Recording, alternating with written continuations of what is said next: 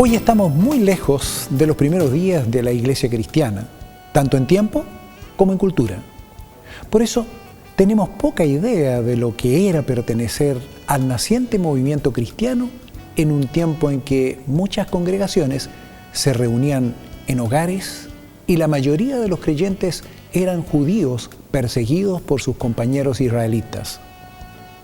La carta de Santiago nos da una de las más tempranas vislumbres del cristianismo de origen judío antes que desapareciera en la niebla de las controversias judeo-cristianas y antes de la marginalización de los judíos por una iglesia con predominio de gentiles a partir del siglo II.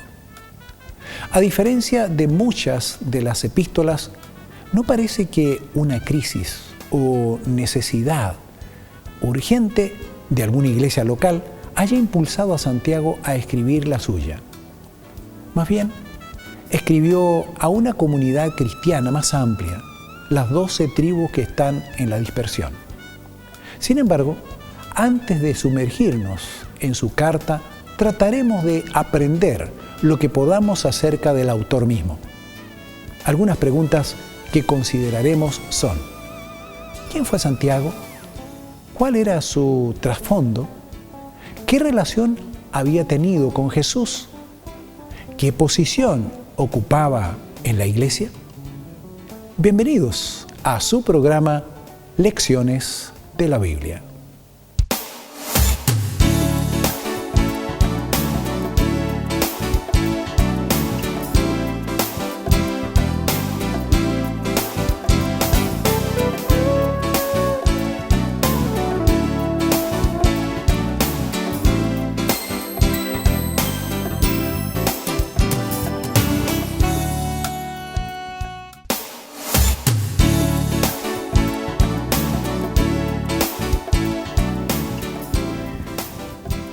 Gracias por estar con nosotros en esta nueva temporada de Lecciones de la Biblia. Vamos a comenzar un nuevo episodio, digamos así, de conversaciones, en esta oportunidad sobre el libro o mejor dicho, la carta de Santiago. No alcanza para libro, es demasiado pequeña. Es una nueva temporada y hay cambios además en esta temporada, porque Alberto Delanoë, mi ex compañero, me abandonó. Se fue a cuidar a sus nietos allá en Los Ángeles, así que le enviamos un saludo que siempre lo recordamos con cariño. En lugar de él, vamos a tener distintos invitados, van a ser distintos pastores los que van a ocupar el lugar del pastor Alberto Delanoë. Y en esta oportunidad tenemos el grato placer de presentarles el pastor que va a comenzar este ciclo de conversaciones. Su nombre, por favor, pastor. Cristian Alvear Campos. Cristian Alvear Campos. Muy bien, Cristian. Y yo creo que queremos conocerte un poquito más. ¿De dónde eres? ¿Dónde es tu ciudad de origen? Yo soy oriundo de la ciudad de Valparaíso, soy porteño, como dicen algunos por ahí, choro del puerto. Gente buena la del puerto. Gente buena, banderinos por ahí, ¿no? Ah, ya, muy buena gente ya. Lindo el puerto de Valparaíso, principal puerto de la República. Así, ahí viví hasta los 18 años, luego me fui al sur a estudiar a la Universidad Adventista, estudiar teología, me quedé un tiempo trabajando por esos lados del sur y ahora hemos venido a trabajar acá a la capital. Qué bueno. Bueno, yo tengo que decir que también soy del puerto. Nacido y criado en Valparaíso. Muy bien. Entonces, creo que nos vamos a entender. Perfecto. ¿Casado o soltero? Casado. Casado. Casado. ¿Cuántos hijos? Felizmente casado. 3 años ya de casado con Alejandra Vega. Todavía no tenemos hijos. También. Estamos bien organizados, planificados, estamos esperando. Están en periodo de luna de miel. Estamos disfrutando la eterna luna de miel, felices, bueno. Trabajando en el ministerio. Y bueno, cuando hay vacaciones tenemos algunos proyectos de viaje por ahí. ¡Qué lindo! Y ahí la gente de experiencia nos dice que cuando llegan los hijos se complica un poco el presupuesto. Sí, entonces estamos siendo obedientes a los consejos y aprovechando esos proyectos de vida. ¡Qué bueno! Fantástico. Entonces, ¿y cuánto tiempo hace que estás en Santiago? En Santiago estoy recién este año. Recibimos año. la invitación de la iglesia a trabajar acá en Santiago desde el mes de enero. ¡Qué bien! Así que me alegro mucho, entonces. Teníamos nuestras aprensiones, algunas preocupaciones del estilo de vida que hay acá en Santiago, tan acelerado. Claro. Pero ¿sabe usted que nos hemos llevado sorpresa? ¿Se han ambientado? Nos hemos ambientado, aclimatado. ¡Qué bueno! Estamos contentos y la calidad de vida la hemos encontrado estupenda. La verdad que en ninguna ciudad donde yo he vivido vimos, por ejemplo, que se incentiva el ejercicio. Por ejemplo, yo vivo en la comuna de Ñuñoa y ahí los días domingos, por ejemplo, cierran las avenidas, las calles. Y entonces la gente sale en familia a hacer ejercicio, todo. Así que yo creo que es la oportunidad para también bajar un poquito de peso, ¿no? Muy bien, pues. ¿Qué te parece si vamos a comenzar de un comienzo, o sea, desde el principio, invitando a quien no debe faltar? Queremos hacerle una invitación a nuestro Dios para que Él sea el que dirija esta conversación y también las que vendrán. ¿Podrías tener la oportunidad y la gentileza de tener una oración? Me parece bien, qué privilegio. Invito también a los televidentes a orar con nosotros. Muy bien. Padre Santo que estás en el cielo, santificado sea tu nombre. Amén, Señor. Señor, gracias te damos por estar reunidos en este lugar para estudiar juntos tu palabra, la Biblia. Y qué mejor que conocer un poco más acerca de la carta del apóstol Santiago. Pedimos que tú nos dirijas y que este programa sea de bendición para todos los televidentes que nos están mirando. Lo pedimos en el santo nombre de Jesús. Amén. Amén, Padre. Amén, Señor. Muy bien, al comenzar la carta de Santiago tenemos que decir que Santiago, vamos a hablar de Santiago, el hermano de nuestro Señor Jesucristo. Y tenemos que decir además que no se trata del apóstol Santiago. Santiago, a pesar de que muchas veces nos referimos a él como un apóstol, como un enviado, pero no es el apóstol que estuvo entre los 12. Tenemos que hacer la diferencia. Además, recordemos que Santiago es conocido como Jacobo. Eso de Santiago viene de San Jacobo. San Jacobo. Entonces ahí viene Santiago, San Jacobo. Pero está Jacobo, hijo de Zebedeo. Está el otro Jacobo que aparece, es el hijo de Alfeo. Y otro Jacobo que aparece es el padre de Judas, no el Iscariote. Entonces, este Santiago, la verdad es que es hermano de Jesús y él después prácticamente ya se convirtió, podríamos decir, siguió al Señor Jesús, porque al comienzo parece que tenían cierta reticencia y luego de la resurrección del Señor Jesús, encontramos que ya Santiago se identificó completamente con uno de los discípulos. Y comienza su carta diciendo, Jacobo, siervo de Dios y del Señor Jesucristo. Él podía haber dicho perfectamente, Jacobo, siervo de Dios y hermano de Jesucristo. Pero él dice, siervo de Dios y del Señor Jesucristo, a las 12 tribus que están esparcidas, salud. Entonces, así comienza la carta de Santiago. ¿Qué más podríamos agregar a Santiago, a lo que... ¿Qué otra cosa podemos decir acerca de Santiago? Básicamente mencionar 2 referencias que fortalecen lo que tú estás diciendo. En Marcos capítulo 6, verso 3, justamente hace referencia a Jacobo o Santiago como uno de los hermanos de Jesús y es mencionado primero Entonces, eso nos da a entender que pudo haber sido el hermano, uno de los hermanos mayores de Jesús. También un antecedente también muy importante, cuando Jesús está en la cruz, ¿se acuerdan ustedes ese episodio cuando Él está en la cruz y Él se preocupa de quién se iba a encargar de su madre, María? Le habla a Juan y le dice, Juan, he ahí tu madre, y también le dice a ella, y tu hijo. Pero eso nos da a entender que Santiago, quien debiera haberse preocupado en este caso de María como hijo mayor, específicamente nos damos cuenta de que pudieron haber sido hijos de José de otro matrimonio. Se dice que Josué era viudo cuando se casó con María. Así eso es lo que se cree, no lo dice la Biblia, pero eso es lo que se cree, que José era viudo y tenía hijos. Así es, y eso fue un dato muy interesante, que a mí me llamó mucho la atención, pero también reforzar otra cosa que menciona. Qué impresionante para Santiago reconocer en este primer versículo que se mencionó, siervo de Jesús. Mencionar a aquel con el que te criaste, ¿cierto? Con el que viste todo su crecimiento, su niñez, su adolescencia, la juventud. Y creo que ese fue el mayor impedimento, podríamos decirlo así, que tuvo Santiago para reconocerlo antes. Pero ¿cómo va a ser él el Mesías si no lo conocí desde tanto tiempo, compartimos en casa, qué sé yo? Entonces, a lo mejor tiene eso que haber fue sido lo que desafiante, le costó. complejo. Hasta después de la resurrección ya no hubo dudas para él y él se volcó totalmente a la obra que el Señor Jesús había encomendado.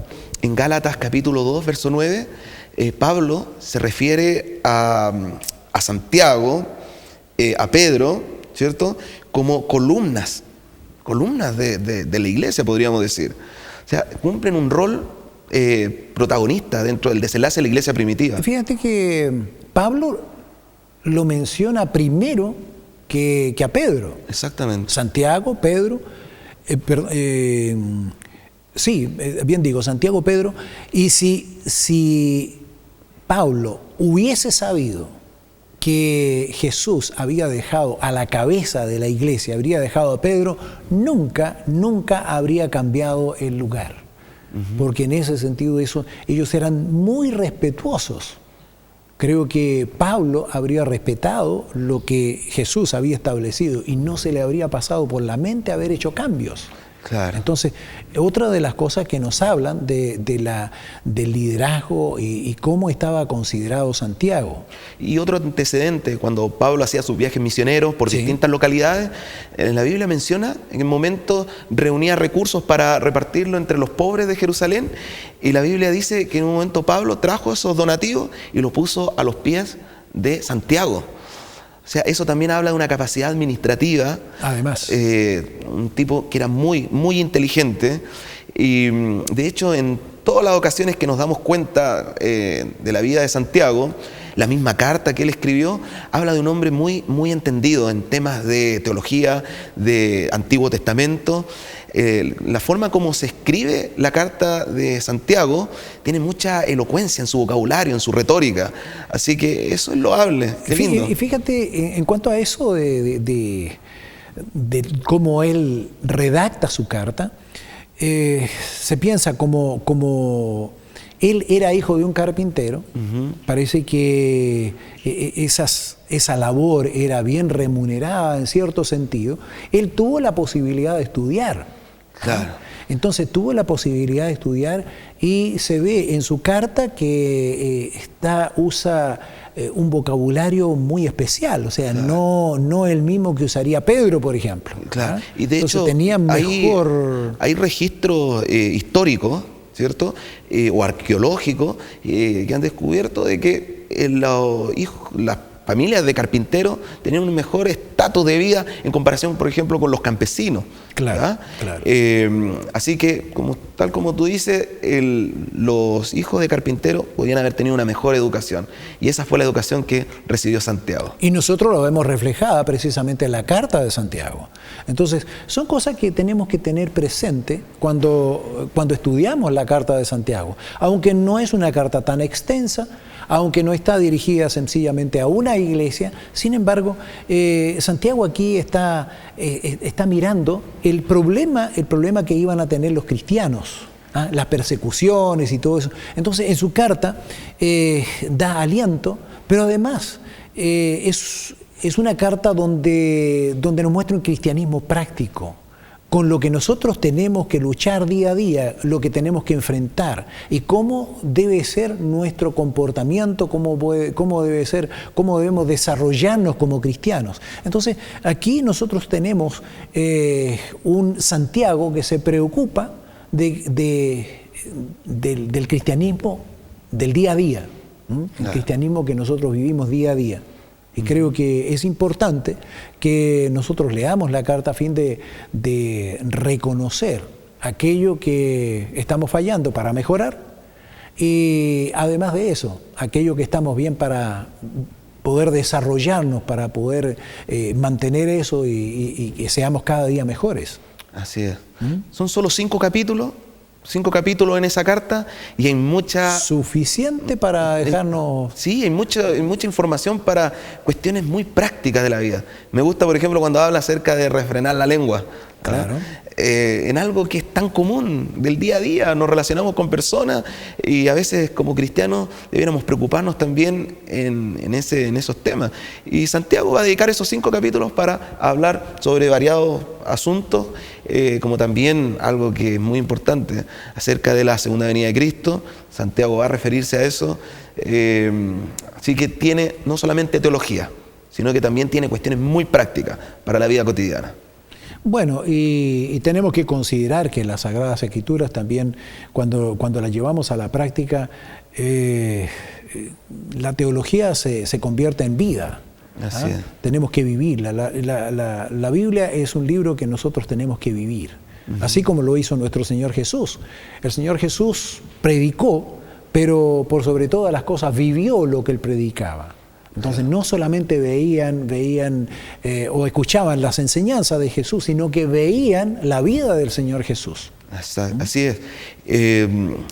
Y básicamente mencionar que la fe es más que teoría, es más que tener conocimiento, es más que saber la Biblia al revés y al derecho, sino que también lo práctico, ¿entiendes? Cómo esto se puede utilizar para prosperar en la vida, en las relaciones humanas, en el éxito que uno pueda tener en cualquier trabajo, en cualquier ámbito de la vida. Claro que sí. Así que por ahí, no sé si vamos a hablar, pero Martín Lutero entró en problema un poco con la carta de Santiago. De hecho, por ahí Martín Lutero nosotros lo tenemos siempre en alto, ¿no? En pedernal. Espérame un segundito. Antes que digas lo que dijo Martín Lutero, ¿qué te parece si hacemos una breve pausa y ya volvemos? Espérenos.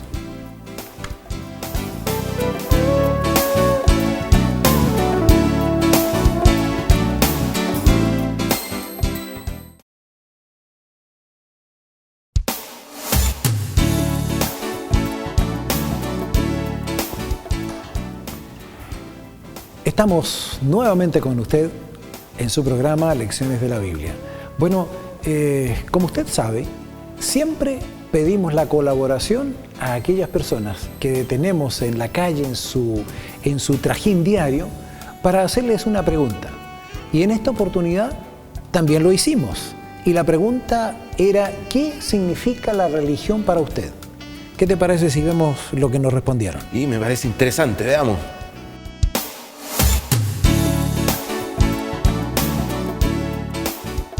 La religión para mí es todo, o sea, es conocer lo que es Jesús, lo que Él hizo por nosotros y por qué estamos en esta tierra. O sea, para mí es todo. Es acomodaticio, está escrito por hombres, lo acomodan de acuerdo a las necesidades, eso es solamente. Sí, puede ser como un sistema de creencia, que la gente a lo mejor lo usa para, no sé, para tener una cercanía con Dios, yo creo, una cosa así. Religión es un grupo de gente por un ideal en común. Oh, y todo. La creencia, la lealtad, la verdad, todo. Más que nada, de mi punto, una opresión, una forma en este caso de llevar a las personas con un pensamiento propio, plantear en este caso sus creencias, más que nada eso. En pocas palabras, lo encuentro que es un negocio. Pero bueno, es la opción de cada uno. Es la libertad de poder elegir lo que uno quiere tener y la gente que tiene fe que sigue alguna religión. Pero encuentro que es un negocio.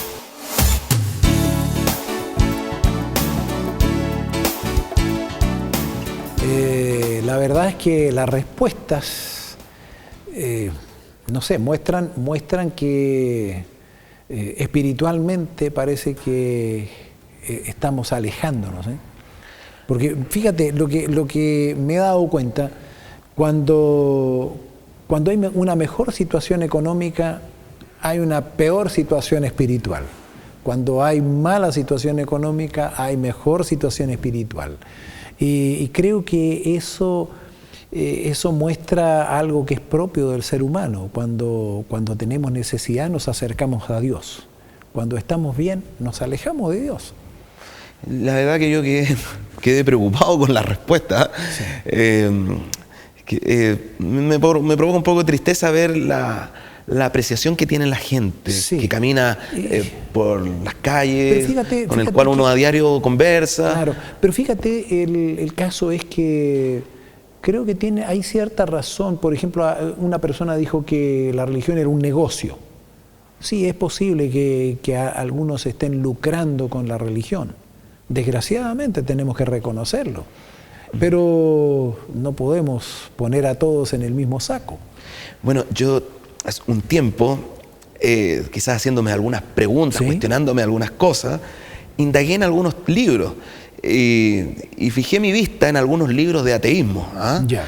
Y leí uno de los personajes más famosos en ese momento y hasta el día de hoy, Christopher Hitchens, ya, que es conocido como uno de los mayores ateos del último siglo. Falleció hace algún tiempo. Un libro que él escribió se titula Dios no es bueno. Yeah. Y entonces él hace toda su crítica en contra de la religión. Y sabes que cuando terminé de leer el libro, ¿sabes cuál fue mi respuesta? Este hombre tiene toda la razón. Y ¿sabes?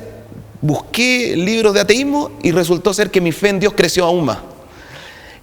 El hombre critica la religión precisamente por todos los engaños que algunos han hecho tomando este tema, convirtiéndola en un verdadero negocio, inventando algunas cosas, como por ejemplo ciertas curaciones milagrosas.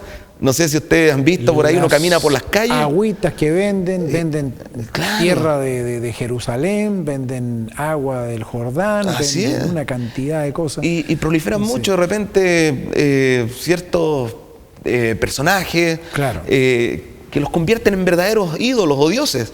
Y entonces este hombre en su libro justamente critica ese tipo de cosas. Entonces yo después de leer su libro, si yo tuviese que hablar con alguna de estas personas que comentan, yo le diría, ustedes tienen toda la razón, pero déjenme presentarle la verdadera religión, aquella que presenta la Biblia, claro, ¿cierto? Es un tema interesante, ¿no? Claro que sí. Bueno, continuando con Santiago, tú habías dicho acerca de Lutero, algo que escribió Lutero, y la verdad es que Lutero parece que tenía cierta aversión con Santiago. Y así es. No sé si digo el título con el cual se refirió. Claro, de todas maneras. Es impactante porque yo decía en el bloque anterior, uno tiene a Lutero como en un pedernal, lo tiene en alto, claro, porque fue un gran reformador, sus aportes fueron muy importantes, ¿sí? Y su obra fue significativa para la reforma. Pero también ellos cometieron errores. Pero no significa que no haya cometido errores. Claro, y uno de los que cometió gira en torno a la carta de Santiago. ¿Cómo calificó la carta de Santiago? La epístola de paja. Sí. O sea, algo que no tiene mucho valor, que él consideró que no debiera haber estado en el canon bíblico. En el canon bíblico, justamente. Pero nosotros vemos que el hecho de haberla catalogado así no significa que... Ahora, ¿por qué hay quienes dejaban a Santiago afuera? Porque Santiago está hablando de obras. Claro. Entonces, como especialmente Lutero, que había descubierto la justificación por la fe, entonces él estaba, pero yo creo que estaba eufórico por lo que había descubierto. Justificación por la fe, no había que hacer obras, no había que autoflagelarse, no habría que hacer peregrinaciones para obtener la salvación. Entonces, él en ese sentido estaba totalmente por la justificación por la fe. Claro. Y sale Santiago hablando de justificación por obra, en cierto modo. O sea, eso fue lo que él creyó.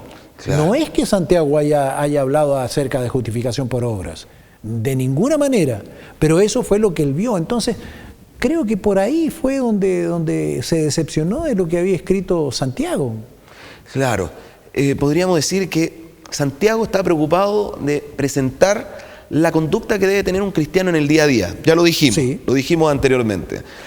Tal vez en la carta que él escribió, no está preocupado tanto de presentar la forma como uno puede llegar a ser salvo, que de hecho es lo que enfatiza Pablo. Pablo en la mayoría de sus cartas, Sí. en sus libros, fortalece el tema que Lutero finalmente fue su caballito de batalla, ¿no? Claro. El tema de la justificación por la fe. Pero es importante mencionar que la fe sin obras, Pablo también lo dijo, es muerta. Ahora, fíjate, en este caso, cuando nosotros encontramos a Pablo, por ejemplo, cuando le escribe a los romanos, nosotros cuando empezamos a leer la carta a los romanos, pareciera que Pablo está derribando, echando por tierra la ley, que no quiere nada saber. Podríamos catalogar erróneamente a Pablo como un antinomianista, que estaba contrario a la ley. Pero creo que está haciendo Pablo. Está diciéndole, la ley no sirve para salvarse. La ley no es eso, la ley condena, pero la ley no salva. Es solamente la fe. Y Santiago se encargó de ver a aquellos que habían pasado hacia el otro extremo, aquellos que decían solamente la fe y nada de obras. Y Santiago dice, la fe sin obras es muerta. O sea, si tú tienes fe, déjame ver tus obras. Porque entonces, ¿cómo puedo saber que tiene fe? La fe son las que dan a conocer, o sea, las obras son las que dan a conocer la fe. No está diciendo que nosotros nos salvamos por las obras. Una persona salva necesariamente tiene que tener obras, tiene que verse, como lo hemos repetido muchas veces, de la abundancia del corazón habla la boca. Si el Señor está en el corazón, del Señor vamos a hablar. Entonces, ahí está el problema, podríamos decir así, por el cual catalogaron a Santiago que estaba haciendo salvación por obras, estaba predicando la salvación por obras. Pero eso no es así. Horacio, tú tienes toda la razón. Y precisamente por eso, esa fue la gran caída de Martín Lutero y uno de los legados negativos que él dejó. Porque hoy en día existen tantas religiones, tantas iglesias que enseñan el mensaje que somos salvos por gracia, eso está muy bien, mediante la fe en Jesucristo, estamos bien hasta ahí, pero dejan a un lado la importancia de la ley. Y el otro día me encontraba yo en una librería cristiana, Sí. y me pareció interesante un diálogo que había entre un joven con el vendedor de esa librería, y el vendedor de la librería le decía, mira, nosotros no debemos preocuparnos en obedecer la ley, ¿cierto? Porque es imposible cumplirla en su plenitud, es imposible. Entonces me asusta ese extremo de que en cierto grado haya una cierta permisividad para que uno cometa cualquier error. Finalmente me confieso, el Señor me va a perdonar. No importa la conducta que yo pueda tener, puedo comer lo que quiera, puedo adorar a Dios en el día que quiera, ¿cierto? Entonces, yo creo que eso fue lo que produjo este error de Lutero al descartar la carta de Santiago. Pero cuando nosotros leemos a Santiago, vemos que en muchos textos Santiago está hablando de la fe, que la importancia de la fe. Entonces no podemos solamente por un texto que habla y sin llegar a comprender por qué lo dijo, no podemos descartarlo de plano. Entonces tenemos que considerar. Además, fíjate, como lo hemos dicho y lo hemos repetido, Santiago nos escribe una carta tremendamente positiva y además de eso con un cristianismo práctico. ¿Por qué? Porque si yo te digo yo te doy a conocer, me he dado cuenta que tú tienes un defecto, cometes un error, y yo te lo digo en buena forma, lógicamente, lo estoy haciendo para que tú modifiques aquello. ¿Ah? Porque si no, ¿qué me interesa? Si tú tienes errores y si sigues cometiendo los mismos errores, ¿qué me interesa a mí? Pero si yo te lo estoy diciendo, por algo es. No es solamente para criticarte. Como te digo, si lo digo en buena forma, yo te estoy demostrando mi aprecio y mi preocupación. ¿Te das cuenta? Si no me lo hicieras ver el problema, las consecuencias que me pueden traer pueden ser fatales. Indudable. Y lo mismo hace Dios con nosotros. Justamente. Lo mismo Dios nos amó, por eso dio la vida de su Hijo, para que nosotros pudiésemos llegar a ser salvos. La salvación es un regalo, pero precisamente cuando nosotros la aceptamos, entonces nosotros permitimos que el Espíritu Santo tome posesión de nuestras vidas, y entonces guardar la ley es algo como añadidura, es consecuencia. Ahora, cuando una persona no está dispuesta a guardar en un punto la ley, entonces yo dudo de su verdadera conversión. Claro. Jesús lo dijo en el Evangelio de Juan, dijo: si me amáis, guardad mis mandamientos. Yo tengo la intención, tengo el deseo, y Dios pone todo lo que a mí me falta. Claro. Entonces, yo no puedo decir yo guardo los mandamientos. Eso sería demasiado jactancioso. Claro. Yo no puedo hacerlo. Tengo que reconocerlo. Pero cuando yo le manifiesto a Dios mi deseo, mi interés, mi predisposición, el Señor es el que lo hace en mí. Claro. Es lo que hace posible. Yo voy a cometer errores, no cabe la menor duda. Dime tú, si existe alguien sobre la tierra que no cometa pecado, que no comete errores. No existe nadie. Claro. Bueno, entonces, ¿dónde surge el problema?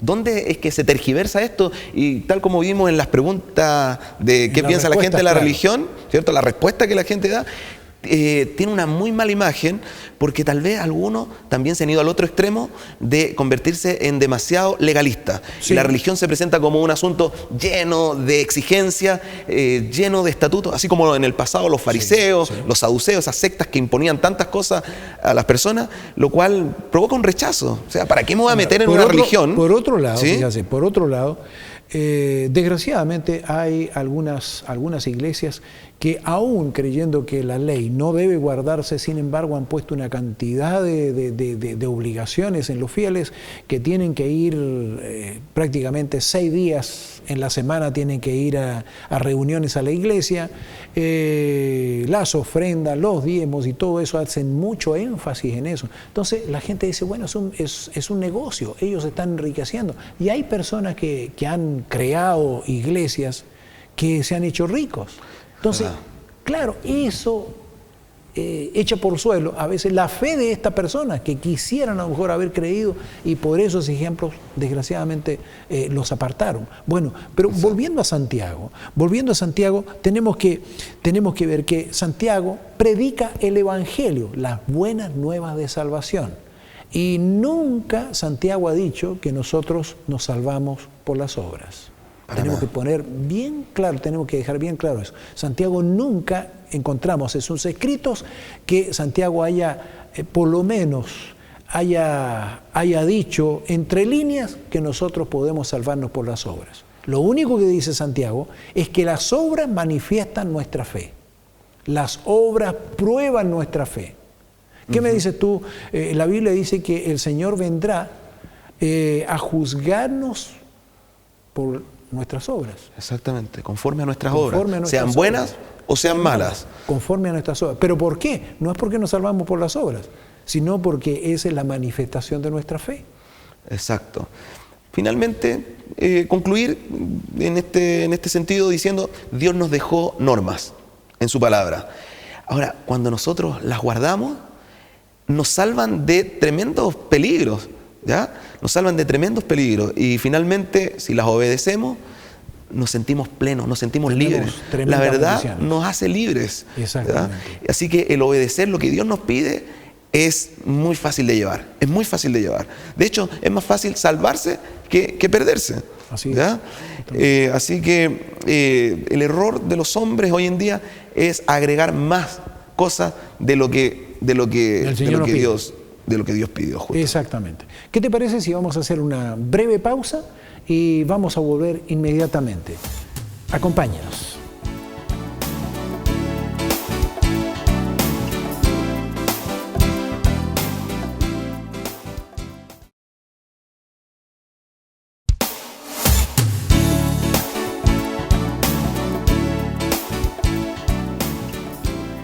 ¿A quién no le gusta tener una familia feliz?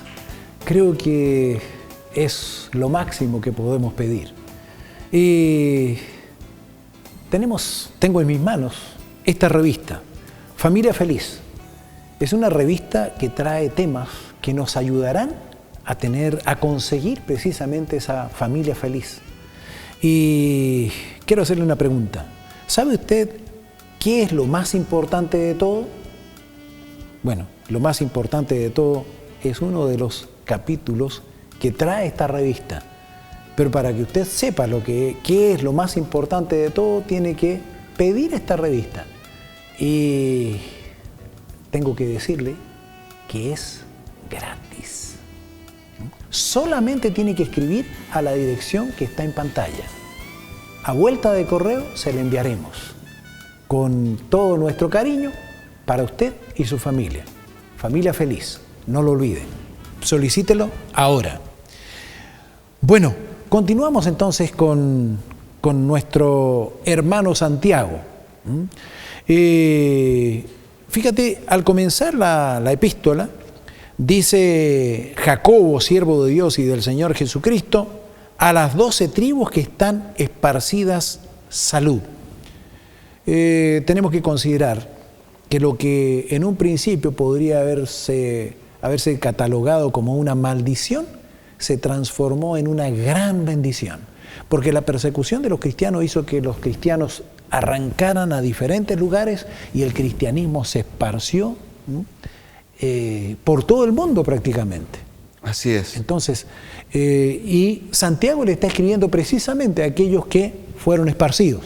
No le está escribiendo a una iglesia en forma definida, sino a muchos cristianos que están esparcidos. ¿Por qué? Sencillamente está tratando en su epístola cosas que son prácticas, cosas que nosotros tenemos que enfrentar día a día. Así es. Y en distintas culturas es desafiante.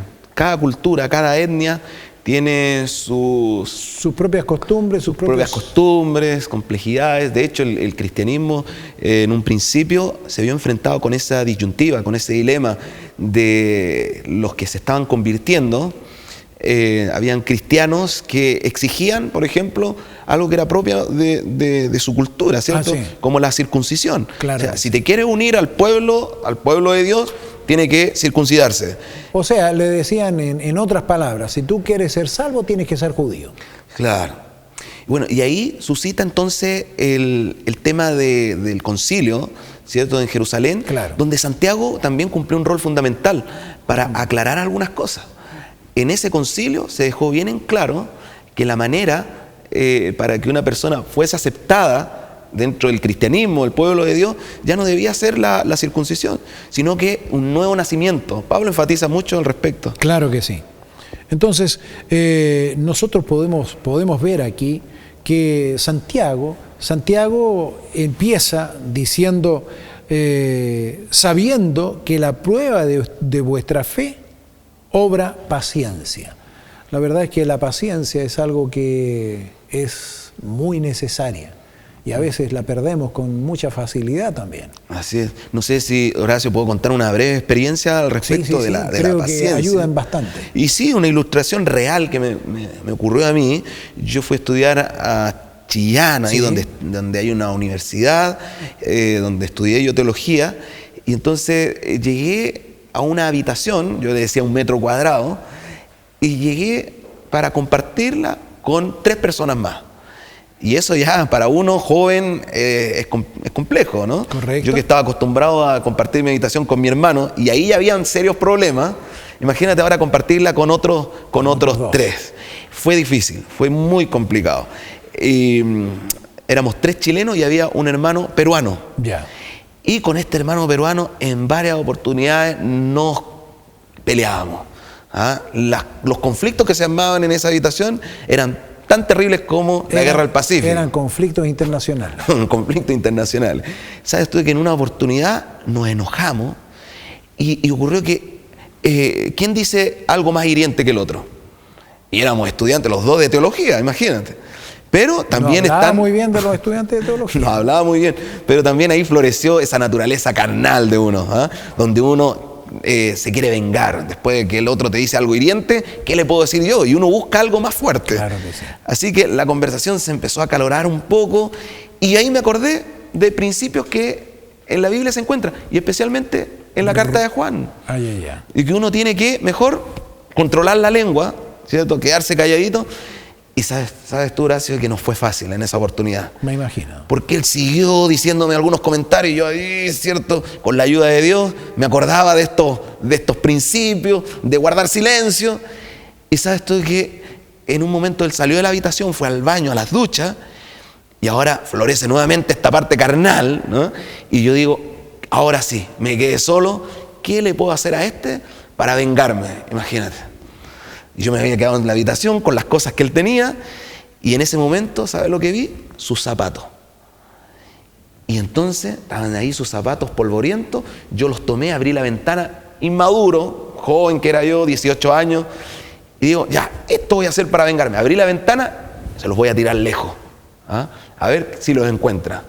Pero cuando estoy a punto de lanzarlo, ahí viene esa vocecita, ¿no? Como lo muestran los dibujos animados. Yo creo que bíblicamente nos damos cuenta que el Espíritu Santo es quien trabaja en esos momentos. Correcto. Te convence de pecado y esa voz me hace entender que no debía yo proceder de esa forma.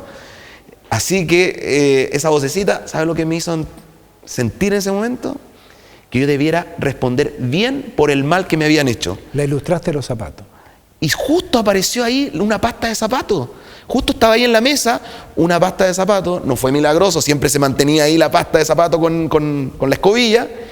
Y en vez de lanzarlo, con el dolor de mi alma, tomé la escobilla y empecé a hundirla en la pasta con mucho enojo, con mucha furia. Y empecé a lustrar esos zapatos, con enojo, con rabia. Pero en la medida que empecé a descargar mi rabia en eso, ¿sabes tú que empezó a disiparse? Se empezó a ir el rencor, lo que yo estaba sintiendo. Cuando los zapatos quedaron brillantes, ¿sabes que yo me sentía tan bien? Me sentía en paz. Y cuando llegó mi amigo y vio sus zapatos lustrados, ¿sabes? Él se dio cuenta y me dice, oye, gracias por lustrar los zapatos. Nos dimos un abrazo y lo que pudo haber terminado mal, solamente por hacer caso a principio y consejo como lo da Santiago, terminó en una buena situación. Bueno, ya ve, esa es la parte práctica que Santiago, eso es lo que enseña, nos muestra. Ese es el cristianismo práctico. Así es. Y creo, dime tú, ¿quién no se ha enojado con alguien? Yo creo que nadie podría decir, yo nunca me he enojado con ninguna persona. No, han habido siempre hay motivos. Y fíjate cuando uno quiere tomar, por ejemplo, la movilización y ha estado 20 o 30 minutos esperando y pasa, y el chofer no quiere parar y pasa casi desocupado y uno, ¿qué piensa? Creo que lo más liviano que podríamos decir es que se dé vuelta. ¿Ah? Entonces, bueno, ahí es donde necesitamos recordar lo que Santiago nos dice. Y recordemos que Santiago, mucho de lo que dice ya lo había dicho nuestro Señor Jesucristo. Así es. ¿Ah? Santiago prácticamente está recordando la enseñanza de nuestro Señor Jesucristo. Entonces tenemos que tener claro eso. Santiago es alguien que nos muestra cómo vivir nuestra vida. El Señor Jesús vino a mostrarnos en su propia vida cómo debemos vivir. Santiago lo dejó registrado además, cómo nosotros debemos ser cristianos, viviendo diariamente con nuestro prójimo. Si Jesús en más de una oportunidad dijo que debíamos amar a nuestros enemigos. Ahora, para cualquier televidente que está escuchando parece absurdo, parece de otro mundo, ¿no? ¿Cómo yo voy a amar al que busca hacerme daño?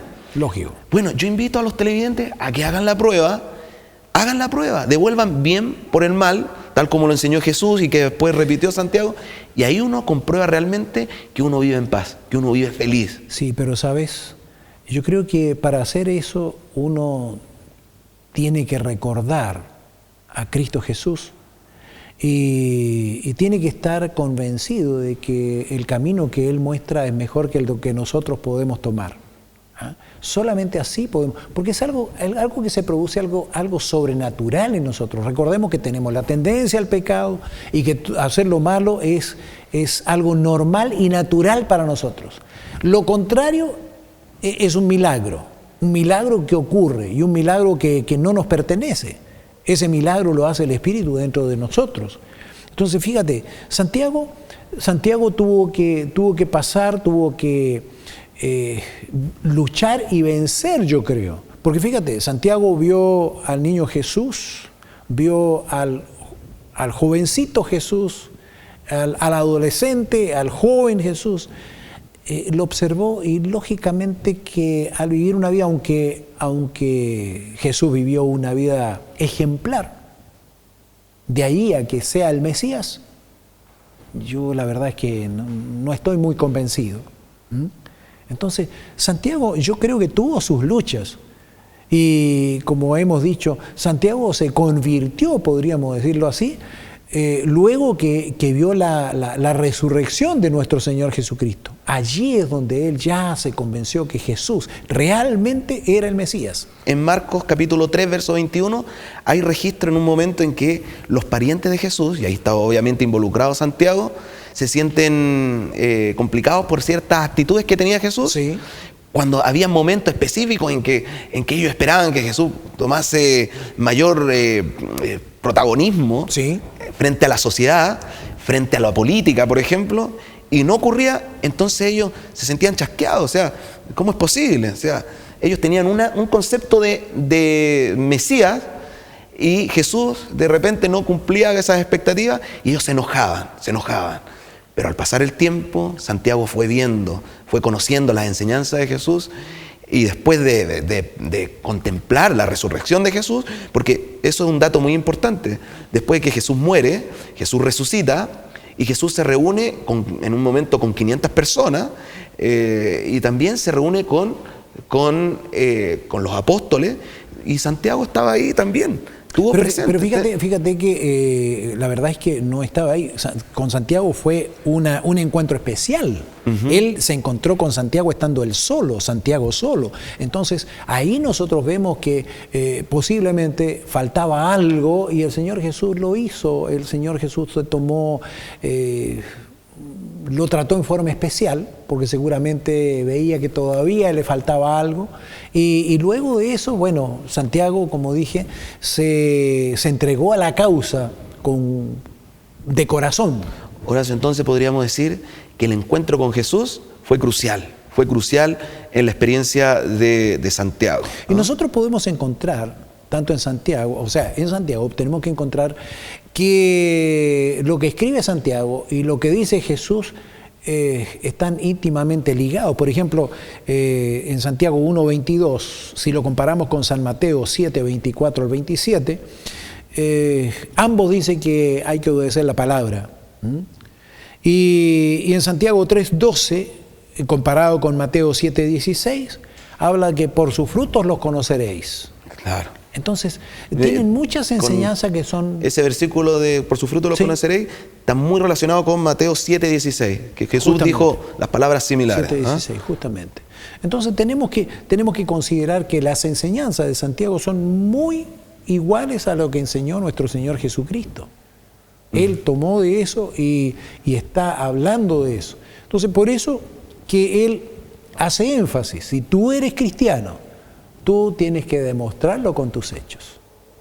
Nosotros recibimos la salvación por gracia, la recibimos como un regalo, pero luego que la recibimos, ¿qué hacemos con ella? ¿Nos quedamos sentados sin hacer nada? Ahora ya soy salvo, yo me puedo quedar en la casa. No, cuando algo sucede, cuando algo así tan grande sucede, lógicamente que uno tiene el deseo de mostrarlo a los demás. Y es allí donde empiezan las obras, es allí donde empieza la testificación. De esa manera. Entonces, tenemos entendido que Santiago vale la pena estudiar su epístola, vale la pena por sobre todo pedirle a Dios ayuda para ponerla en práctica. Así es. Santiago, tal como hemos dicho en todo este rato, vio la humanidad de Cristo, porque era su hermano con el que se relacionaban todos los días, y después descubrió la divinidad de Cristo. Justamente. ¿Cierto? Entonces, él tuvo el privilegio de darse cuenta de eso, ¿cierto? Lo que Dios tuvo que hacer por amor al ser humano, hacerse hombre. ¿Ah? Así que eso, ¿por qué lo menciono? ¿Por qué es tan importante entender que Jesús se hizo hombre? Porque Jesús padeció las mismas pruebas y dificultades que nosotros a diario tenemos que enfrentar. Por lo tanto, nosotros en Él podemos encontrar la sabiduría de cómo vencer. Y yo creo plenamente que es posible vivir una vida sin pecado, ¿cierto? Siguiendo el ejemplo de Cristo. ¿Sabes? El tiempo se nos agotó. Tan rápido. Se terminó. Así es. ¿Y qué le dirías tú a nuestros amables televidentes para terminar? ¿Cómo resumirías tú lo que hemos estado conversando en relación a lo que hemos estado conversando? ¿Cómo lo resumirías tú para darles un consejo a lo mejor a nuestros amables televidentes? Bueno, en primer lugar, lean la carta de Santiago. Son solo 5 capítulos, pero llenos de sabiduría, llenos de consejos prácticos para tener éxito en cualquier ámbito de la vida. Y tal vez, por último, algo que no se haya dicho hasta acá, enfatizar la idea de que debemos vivir lo que creemos. No solamente sirve lo teórico, no solamente sirve decir que creemos en Dios y que aceptamos su sacrificio, de que estamos dispuestos a hacer todo por Él, si en la práctica no estamos dispuestos a sacrificar algunos aspectos. Se me viene a la mente el apóstol Pedro, cuando le dijo a Jesús: yo estoy dispuesto a ir hasta la muerte por ti. En teoría, él tenía convicción de que así sería, pero cuando vino la prueba, ahí se vio si realmente Pedro estaba realmente convertido.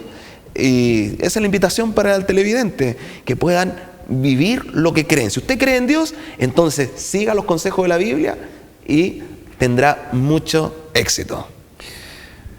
Por mi parte tengo que decirle que la epístola de Santiago se escribió unos 10 años después de la resurrección de nuestro Señor Jesucristo. Y creo que una de las cosas más interesantes que nos presenta es cómo pasar de la incredulidad a la fe. Eso es lo que ocurre con Santiago. Y creo que eso puede ocurrir con cualquier persona que empieza a estudiar, empieza a leer lo que Santiago escribe en su epístola, y podemos ver cómo Santiago nos muestra a cada uno de nosotros, creo que podemos sentirnos identificados con Santiago, cómo es nuestra reacción natural, pero también cómo deberíamos hacerlo siendo nosotros un cristiano de corazón. Estudie la palabra del Señor. Permita que el Espíritu Santo haga su obra en usted. Y no me cabe la menor duda que su vida cambiará positivamente, será mucho mejor de lo que ahora es. Podrá vivir feliz esta vida y con toda seguridad podrá mirar el futuro, podrá mirar la vida eterna, donde tendrá felicidad sin fin. Piénselo. Y hay algo más. Recuerde que su decisión también va a afectar a sus seres amados. Un fuerte y cariñoso abrazo para usted. Nuestro mejor deseo de bendiciones para usted y sus amados. Y será hasta una próxima oportunidad.